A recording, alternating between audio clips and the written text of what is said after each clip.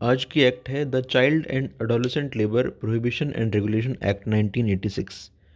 Act का purpose है कि engagement of children in all occupations को प्रोहिबिट करना और engagement of adolescents in hazards occupations को रेगुलेट हैजार्डस में प्रोहिबिट करना और बाकी नॉन हैजार्डस ऑक्यूपेशंस में जो एडोलेसेंट्स काम करते हैं उसको रेगुलेट करना।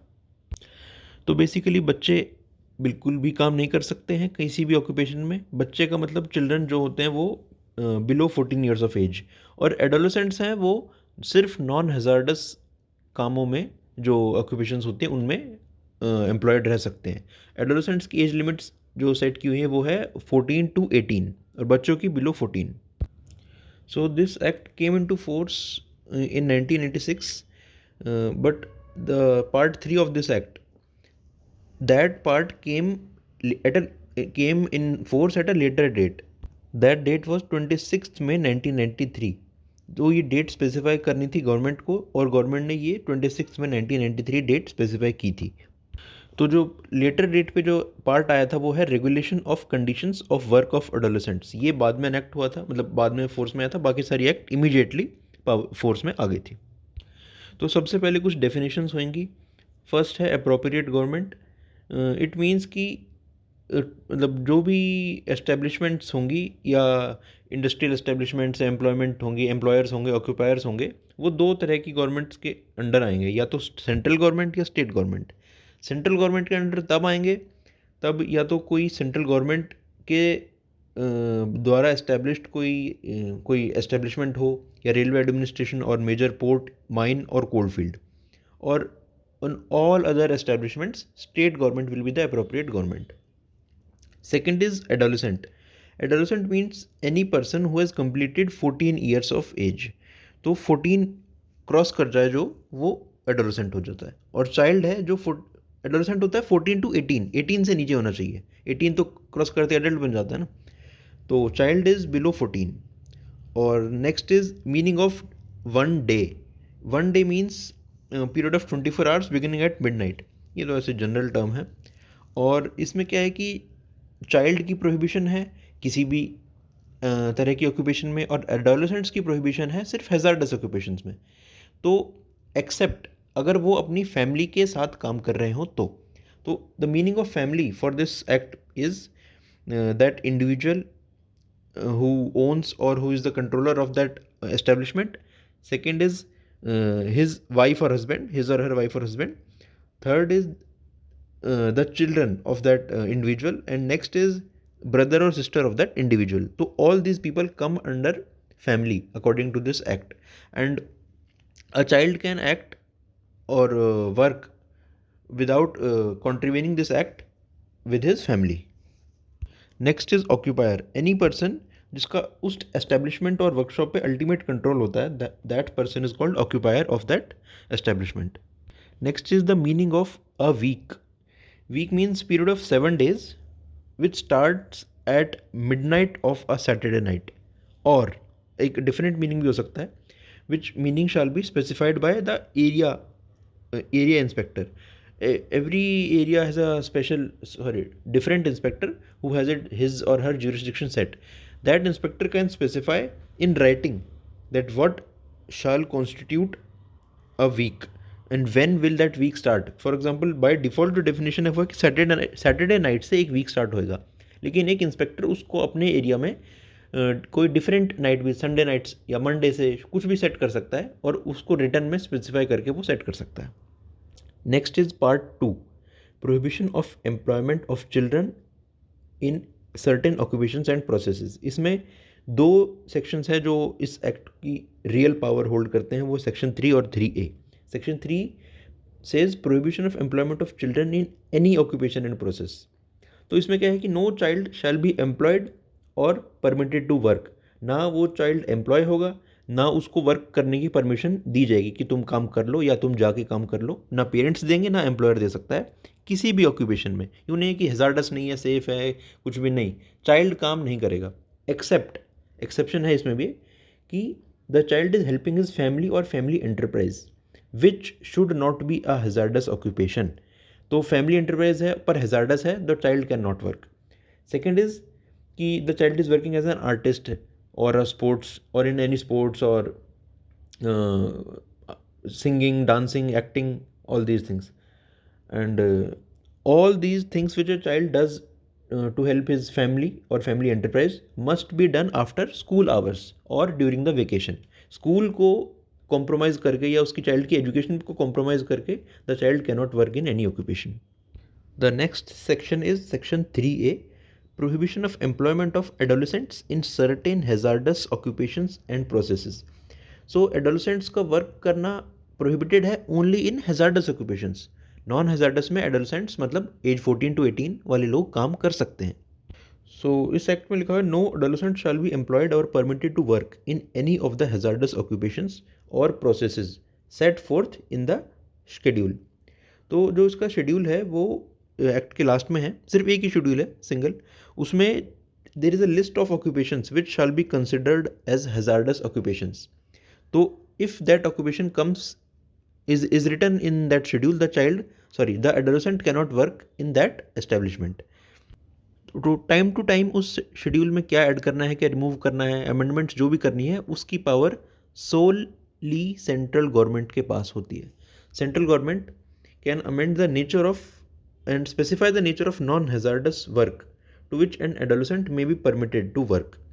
सेकेंडली, उसको अमेंड करना है तो central government can give a notification of not less than 3 months of its intention to amend that act, or after 3 months that schedule shall be amended. Next is इस act के under एक technical advisory committee बनाई जाती है under section 5. तो the purpose of that technical advisory committee is to advise the central government for the purpose of addition of occupations and processes in the schedule. जो schedule है जिसमें hazards occupations की list होगी, उसमें क्या occupation आनी चाहिए, क्या नहीं आनी चाहिए, उसके बारे में सेंट्रल गवर्नमेंट को एडवाइस करने की ड्यूटी होगी इस टेक्निकल एडवाइजरी कमेटी की. और this committee shell consist of a chairperson and other members not exceeding 10. तो 1+10 मतलब चेयरमैन और अदर मेंबर्स जो अप टू 10 हो सकते हैं, 10 से ज़्यादा नहीं हो सकते. तो इससे पहले हमने एक एक्ट पढ़ी थी, इक्वल रेम्यूनरेशन एक्ट. उसमें था कि minimum number of people in an advisory committee shall be 10, और इसमें जो है maximum number of people in a committee shall be 1+10 मतलब 11, including the chairman, 1 chairman and 10 members. और इक्वल रेम्यूनरेशन एक्ट में जो था उसमें प्रोविजन था कि the appropriate government can constitute 1 और मोर कमेटी. इसमें ऐसा कुछ नहीं है, central government constitute an advisory committee. तो एक single technical advisory committee constitute कर सकती है सेंट्रल गवर्नमेंट, कर सकती नहीं मतलब करनी होगी सेंट्रल गवर्नमेंट को. और that committee will meet as often as it may consider necessary, और अपनी रूल्स रेगुलेशंस प्रोसीजर वो अपने खुद रेगुलेट कर सकती है. It has this power. So this committee जो एक सिंगल कमेटी कंस्टिट्यूट की जाएगी by the central government, this committee can further constitute 1 और मोर सब कमिटीज़, मतलब either generally or for any specific particular matter. For example, if the committee requires any specialized advice, so it can constitute more subcommittees. Next is part 3, regulation of conditions of work of adolescents. So this part applies only to non-hazardous works, because hazardous work में तो adolescents are not allowed to work. सो जो non hazardous work में जो adolescents काम करते हैं उनके work को रेगुलेट करने के लिए this part has been given. So first is section 7, hours and period of work. So इसमें गिवन है कि कोई एडोलेसेंट कितने घंटे, कितने टाइम तक, कितने दिनों तक काम कर सकता है. तो फर्स्ट इज कि no adolescent shall be permitted to work in any establishment in excess of such number of hours as may be prescribed for a particular establishment or class of establishments. So this means कि जो hours specified होंगे वो that hour can vary for different types of establishments. So no adolescent shall work for more than 3 hours before he or she has had an interval for at least 1 hour. तो 3 घंटे काम then 1 hour rest. और ऐसे 1 day में maximum limit जो है for an adolescent is 6 hours. No adolescent shall work for more than 6 hours in 1 day.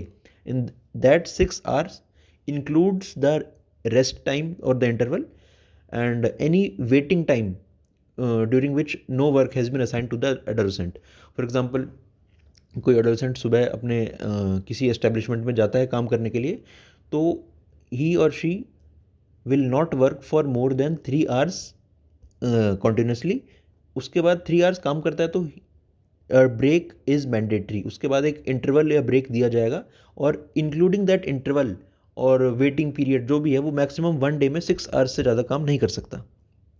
Next is 7 PM to 8 AM, मतलब शाम को 7 बजे से सुबह 8 बजे तक these adolescents will not be permitted to work. तो इनकी एक तरह से ये क्लॉक की टाइम फिक्स्ड है कि 7 PM से 8 PM के बीच में काम अलाउड नहीं होगा. सेकेंड इज़ कि ओवर टाइम वर्क करना अलाउड नहीं है एडोलसेंट्स को. नेक्स्ट इज़ कि if an adolescent has already worked in one establishment, तो वो किसी दूसरी एस्टेब्लिशमेंट में सेम डे जाके काम नहीं कर सकता. This is not allowed. Then section 8 says that working adolescents will be given weekly holidays. So their employer or occupier of that establishment will specify कि which day shall be fixed as a holiday, and this day cannot be changed regularly. Sorry, this cannot be changed frequently. Regularly तो मतलब the occupier can change this day which is fixed as a holiday only once in every 3 months. तो ऐसा नहीं है कि आज मैं इस वीक में तुम मंडे को छुट्टी कर सकते हो, नेक्स्ट वीक में तुम फ्राइडे को कर लो, नहीं. 1 day shall be fixed and that day can only be changed after 3 months. तो 3 months तक every week same day shall be fixed as a holiday for a working adolescent. Next is section 9, notice to inspector. So every occupier where any adolescent is working shall give a notice to the area inspector within 30 days from commencement of this act. Or if no adolescent has been employed from when this act was commenced, whenever any occupier or owner or employer hires any adolescent, he or she will give a notice to the area inspector within 30 days. अब ये notice तो दे देगा, उस notice में क्या क्या included होगा. First is name and situation of the establishment, कि कहाँ पे सिचुएटेड है और क्या नाम है एस्टेब्लिशमेंट का. Second is name of the person in actual management of the establishment, कौन मैनेज करता है, जो अथॉरिटी यहाँ पे कौन है. थर्ड इज़ एड्रेस, कि to which communications shall be sent. तो फॉर एनी क्वेरी और any communication which address shall be given. Next is the nature of occupation और प्रोसेसेस कैरिड आउट, कि किस भी तरह के काम, हजार्डस वर्क है तो किस तरह का, हजार्डस में तो बाय डिफ़ॉल्ट अलाउड है ही नहीं. नॉन हजार्डस वर्क जो भी काम होगा उसमें किस टाइप का काम है वो भी मेंशन होगा इस नोटिस में. तो ये 4 चीज़ें हैं, name and situation, second is name of the person who manages the establishment, third is address of communication, fourth is which type of occupation, nature of occupation. Now one important clause mentioned in this section 9 is that ये जो अभी हमने discuss की है कि work hours fixed हैं और weekly holidays, एक हॉलीडे 1 day फिक्स होगा और एक नोटिस देना पड़ेगा. These 3 things will not apply if the adolescent is working with his family enterprise. अगर फैमिली के साथ है तो उसको ये जो 3 बातें डिस्कस की तब ये उस केस में ये चीज़ें अप्लाई नहीं होंगी. अब देखो समटाइम्स कोई डिस्प्यूट हो सकती है कि if a person is an adolescent और नॉट, तो उसके ऊपर क्या एप्लीकेबल है क्या नहीं होगा. अगर कोई डिस्प्यूट होती है तो उसके लिए सेक्शन 10 जो है गिवन है, डिस्प्यूट एज टू एज. तो in that case the inspector and an occupier के बीच में अगर कोई डिस्प्यूट होती है तो द इंस्पेक्टर क्या करेगा कि अगर first of all the inspector will ask for a certificate of age from the adolescent which has been granted by a medical authority, prescribed medical authority. If no certificate has been given या adolescent के पास certificate नहीं है, तो in that case that adolescent shall be referred by the inspector for decision to the prescribed medical authority. Next is every occupier or employer who employs a adolescent and an adolescent shall maintain a register. एक register maintain करना पड़ेगा जिसमें जो inspector होगा वो किसी भी working hours के ड्यूरेशन में आके उस रजिस्टर को चेक कर सकता है, इंस्पेक्ट कर सकता है। उसमें क्या क्या लिखा होना चाहिए उस रजिस्टर में? There are 4 things. First is name and date of birth of every adolescent employed. Second is hours and period of work of any adolescent and the interval, rest intervals also. Third is nature of work which the adolescent does. Fourth is other particulars which may be prescribed, any other thing which the inspector or the appropriate government may prescribe. तो ये 4 चीज़ें। तो कल हमने जो act पढ़ी थी equal remuneration act, उसमें भी मेंशन था कि the employer will maintain a resistor. उसमें सारे एम्प्लॉयज़ का मेल फीमेल का जो है वो रिकॉर्ड और डॉक्यूमेंट्स वो रखेगा रजिस्टर में। वो इसमें भी है। इसमें है कि एडोलेसेंट के पर्पज़ से कि एडोलेसेंट की जो 4 डिटेल्स हैं ये उसमें रजिस्टर में होनी चाहिए। Next is section 12, display of notice containing abstract of section 3A and 14। तो एवरी रेलवे एडमिनिस्ट्रेशन और पोर्ट अथॉरिटी और एवरी ऑक्यूपायर, कोई भी एम्प्लॉयर जो अपने वहाँ पे एक नोटिस डिस्प्ले करना चाहिए एक क्लियरली विजिबल प्लेस पे कि उस नोटिस में जो लिखा होना चाहिए वो एब्स्ट्रैक्ट लिखा होना चाहिए। एग्जैक्ट सेक्शंस मेंशन ज़रूरी नहीं है कि एब्स्ट्रैक्ट लोकल लैंग्वेज और इंग्लिश लैंग्वेज में ये लिखा होना चाहिए कि जो यहाँ एडोलेसेंट्स और एडोलेसेंट्स जो है वो एम्प्लॉयड नहीं होंगे अगर हैजार्डस एक्टिविटी हो रही है तो। सेकेंड इज़ कि चाइल्ड लेबर अलाउड नहीं है। थर्ड इज़ कि इन केस ऐसा होता है तो दैट इज़ एन ऑफेंस और पेनल्टी उस पर लग सकती है। ये सेक्शन 3A और 14 में है। ये लोकल लैंग्वेज और इंग्लिश लैंग्वेज में लिखा होना चाहिए ऑक्यूपायर के किसी विजिबल क्लियरली विजिबल प्लेस पे। तो आप लोगों ने कभी देखा होगा कि कई जगह लिखा रहता है, किसी आप फैक्ट्री में, कैफ़े में या किसी शॉप में जाओ कि चाइल्ड लेबर इज़ प्रोहिबिटेड और ऐसे ऐसे कि एक पेनल्टी लग सकती है अगर ऐसा होता है तो वो इसी प्रोविज़न के अंडर है, उनको लगाना पड़ता है ये सेक्शन 3A एंड 14 का जो एब्स्ट्रैक्ट होता है। Next is health and safety. तो जहाँ पे भी एडोलेसेंट्स काम करते हैं उनके वर्किंग एरिया के लिए सर्टेन कंडीशंस हैं कि ये conditions regarding health and safety shall be maintained. तो ये कंडीशन जो है इनके लिए रूल्स बनाने के लिए अप्रोप्रिएट गवर्नमेंट बनाती है through a notification in official gazette. तो इसमें 24 पॉइंट्स दिए हुए हैं। ये इन सारी पॉइंट्स के रिलेटिंग जो रूल्स होती हैं वो अप्रोप्रिएट गवर्नमेंट बनाएगी। रूल्स पढ़ने की तो ज़रूरत नहीं है, पर जो पॉइंट है उनका ओवरव्यू हम ले सकते हैं कि cleanliness in the place, disposable of waste and effluents, ventilation, dust fume, lighting, drinking water, latrine and urinal and fencing of machinery, hazardous equipments, eye protection, excessive weight handling और safety building, ये सब है। Total 24 points दिए हुए हैं। इन 24 points में जो भी मेंशन्ड है उनके related rules government appropriate government बनाएगी। Next is part 4। इस पार्ट में मिसलेनियस है हेडिंग, पेनल्टीज़ है और बाकी कुछ प्रोविजंस हैं। सबसे पहले है पेनल्टीज़।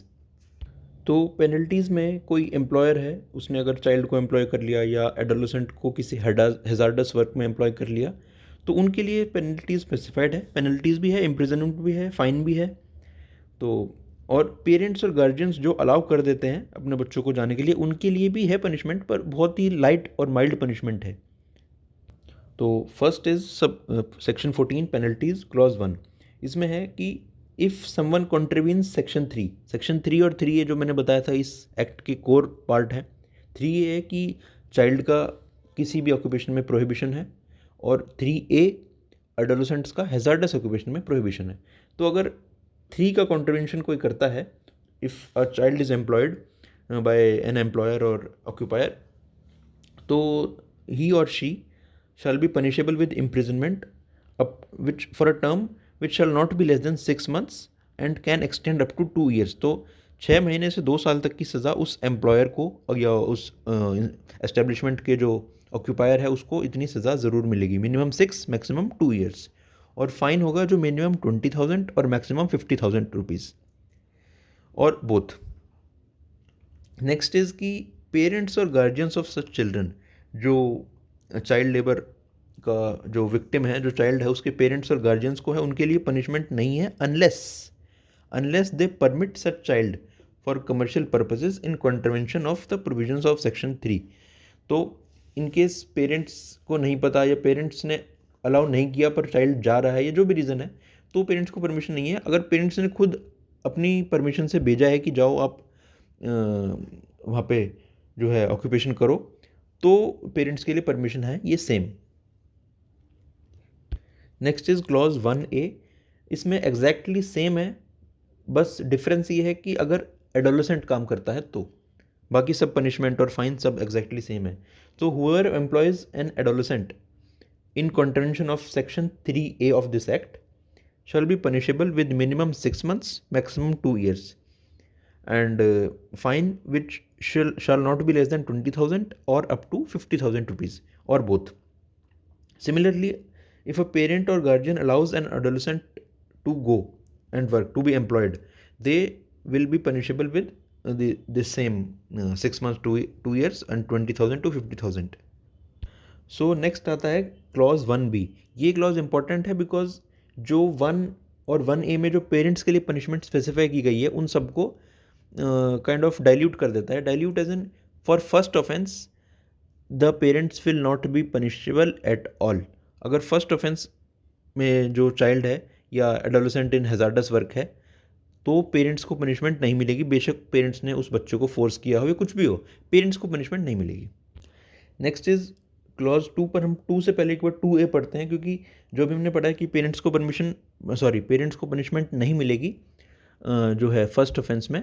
तो अगर सब्सिक्वेंट ऑफेंस होता है तो parents are punishable with a fine, तो इसमें भी उसके बाद भी they are punishable with a fine only which may extend to 10,000 rupees. और सेकंड उसके बाद है जो क्लॉज 2। क्लॉज 2 में है कि जो ऑक्यूपायर और एम्प्लॉयर अगर वो सब्सिक्वेंट ऑफेंस करता है कि एक बार चाइल्ड लेबर या adolescent in an hazards occupation के एक ऑफेंस में वो पकड़ा गया, सेकंड में वो फिर से कर देता है, तो उसके लिए पनिशमेंट एनहेंस्ड है। एनहेंस्ड क्या है कि minimum 1 year up to 3 years.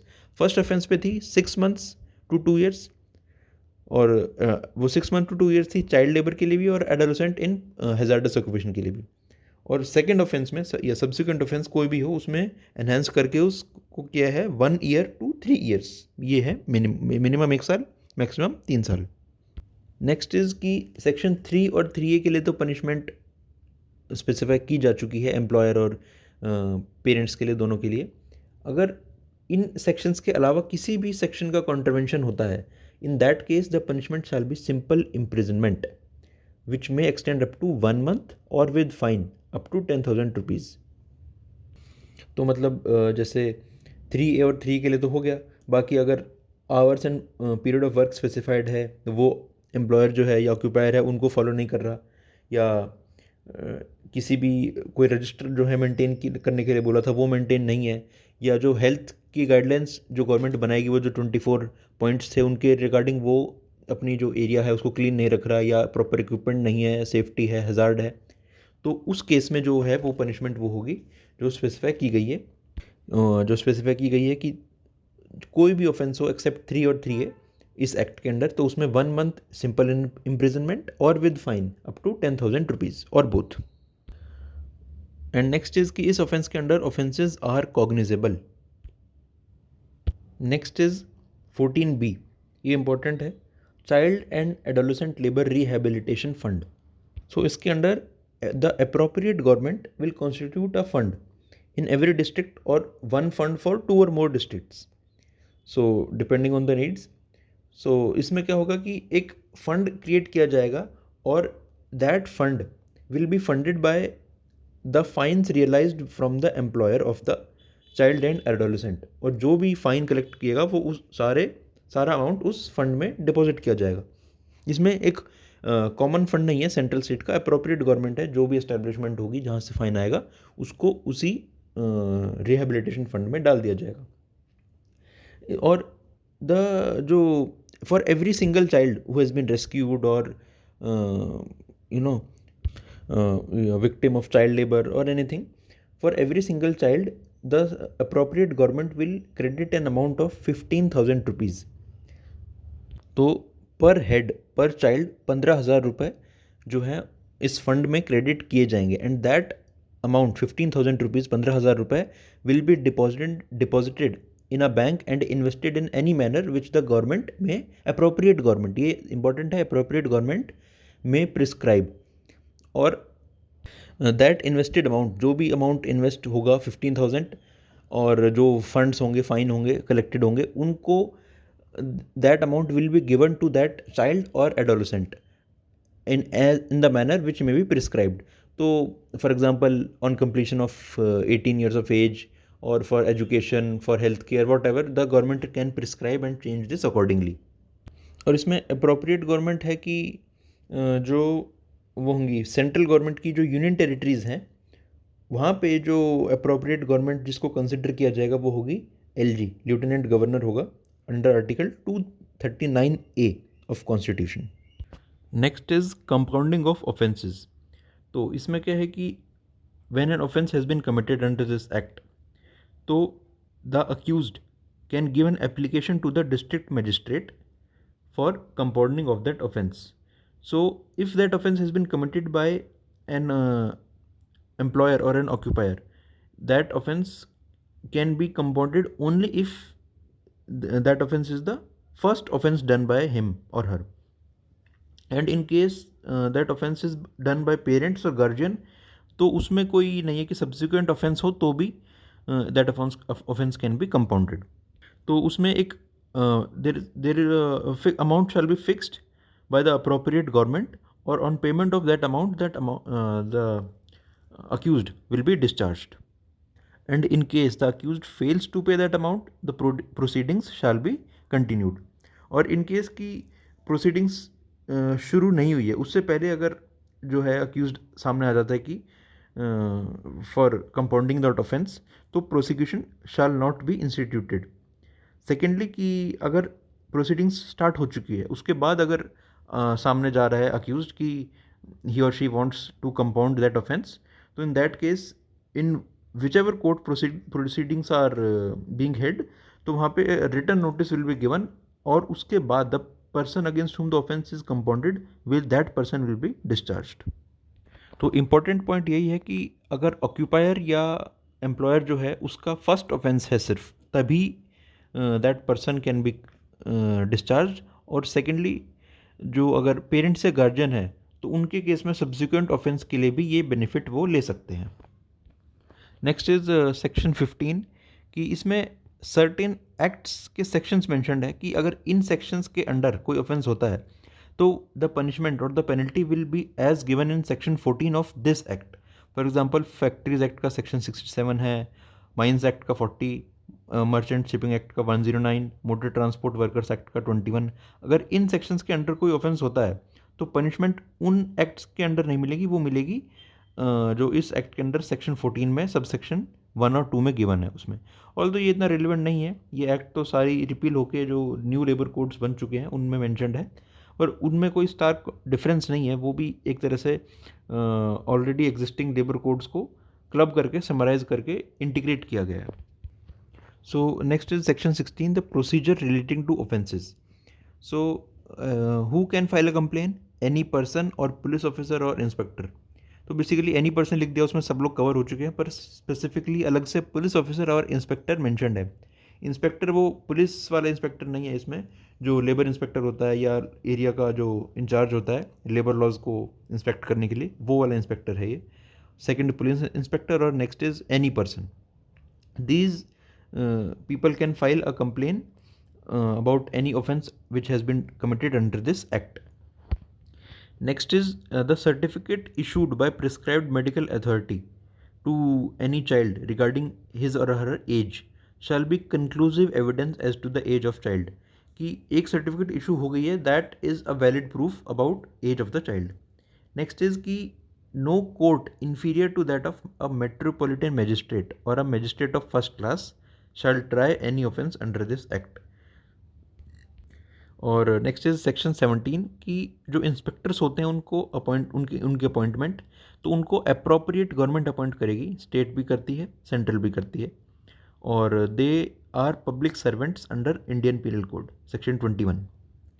Next is जो डीएम होगा एरिया का डिस्ट्रिक्ट मजिस्ट्रेट, उसको अप्रोप्रिएट गवर्नमेंट पावर देगी कि ही और she will have such powers and shall make sure that provisions of this act are being followed.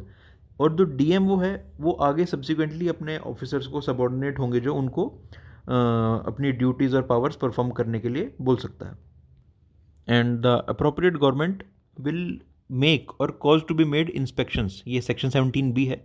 इसमें जो है कि अप्रोप्रिएट गवर्नमेंट रेगुलर इंस्पेक्शंस और चेक्स रखेगी at any place where any hazardous work is being carried on, की to make sure that any child और adolescent is not working, or at any place where non-hazardous work is being carried on, to make sure that any child is not working, and if any adolescent is working, so the rules and laws which are in under this act are being followed. Next is power to make rules. तो जो भी various rules हैं इस act के under, जैसे वो उस जो एस्टेब्लिशमेंट है उसके रिलेटेड हाइजीन, क्लीनलीनेस, सेफ्टी के रूल्स थे, ये सब कौन बनाएगा? ये अप्रोप्रिएट गवर्नमेंट बनाएगी by notification in official gazette. तो सेंट्रल या स्टेट कोई वन नहीं, जो भी एस्टेब्लिशमेंट के रिलेटेड जो अप्रोप्रिएट गवर्नमेंट होगी वही बनाएगी रूल्स। तो every rule which will be laid before both houses of parliament, और for minimum period of for a total period of 30 days, और वो इन वन सेशन हो या 2 और मोर सक्सेसिव सेशंस हो। और अगर स्टेट लेजिस्लेचर है तो वो स्टेट गवर्नमेंट बना रही है तो वो स्टेट लेजिस्लेचर के सामने उसको जो रूल्स होंगे उनको ले डाउन करेगी। Next is section 21। तो if any difficulty arises to give effect to the provisions of this act, तो उस केस में अगर कोई प्रॉब्लम आ रही है कि एक्ट एनफोर्स नहीं हो रही है किसी भी रीज़न से, तो द सेंट्रल गवर्नमेंट में बाय ऑर्डर, इसमें अप्रोप्रिएट गवर्नमेंट नहीं, सिर्फ central government by order publish in the official gazette provisions which are not inconsistent, तो to expedite the removal of the difficulty। पर main point is कि after expiry of 3 years from the date of this act, मतलब कि 1976 में act आई थी, तो उसके 3 years तक ही ऐसे जो है ऑर्डर्स सेंट्रल गवर्नमेंट दे सकती है। तो नेक्स्ट इज सेक्शन 22। इसमें जो children employment of children act थी 1938 की, वो रिपील होगी। ऑल्दो करेंटली तो ये एक्ट जो हमने पढ़ी है ये भी रिपील हो चुकी है, but this is still very important. UPSC में क्वेश्चंस इसी एक्ट में से आते हैं। न्यू लेबर कोड्स में से क्वेश्चंस का भी नहीं पता, but this act has to be done, ये इंपॉर्टेंट है। और नेक्स्ट है शेड्यूल जो इस एक्ट के साथ है, एक सिर्फ वन शेड्यूल है। It includes the hazards activities. इसमें 3 पॉइंट्स हैं, माइंस, इनफ्लेमेबल सब्सटेंसेस और एक्सप्लोजिव्स, और थर्ड इज़ हैजार्डस प्रोसेसेस। तो जिस जिस जगह पे इन तीनों से रिलेटेड अगर कोई काम है वहाँ पे जो है एडोलेसेंट्स काम नहीं कर सकते। ये हैजार्डस एक्टिविटीज़ है, एडोलेसेंट सिर्फ नॉन हैजार्डस एक्टिविटीज़ या एस्टेब्लिशमेंट्स में काम कर सकते हैं। तो इसमें है कि हैजार्डस प्रोसेस जो गिवन है उसकी एक्सप्लेनेशन जो होगी वो फैक्ट्रीज एक्ट से ली जाएगी, और उसमें जो हम चेक करते हैं तो उसमें ये लिखा है कि any process which can cause material impairment to health of person engaged or pollution of general environment, those activities will be considered as hazardous activities। तो इन सब एक्टिविटीज़ में adolescents can not be employed. तो ये act complete हो गई। तो ये act complete हो गई है, child and adolescent labour prohibition and regulation act 1986। Next act जो हम पढ़ेंगे वो होगी the bonded labour system abolition act 1976। Thank you.